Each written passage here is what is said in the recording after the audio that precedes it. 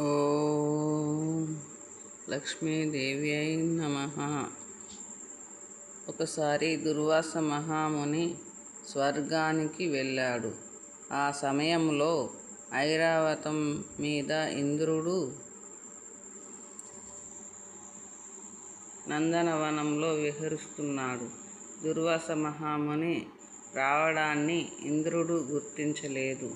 దీనితో మండిపడిన దుర్వాస మహాముని, నీకు ఇంద్రపదవి నుండి పతనం ప్రాప్తించునుగాక, నీ సమస్త ఐశ్వర్యం సముద్రములో కలిసిపోవుగాక అని శపిస్తాడు. దుర్వాస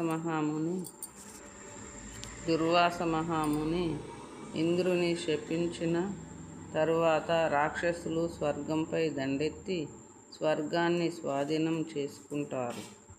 దుర్వాస మహాముని శాపం ప్రకారం ఇంద్రుని ఐశ్వర్యమంతా ఆయనకు దూరమవుతుంది.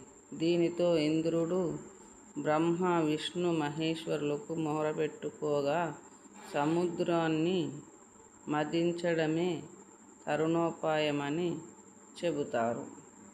ఆ తరువాత అమృతం కోసం సాగరాన్ని మదిస్తున్న సమయంలో కల్పవృక్షం కామధేనువుతో పాటు లక్ష్మీదేవి ఉద్భవించి మహావిష్ణువును వరిస్తుంది.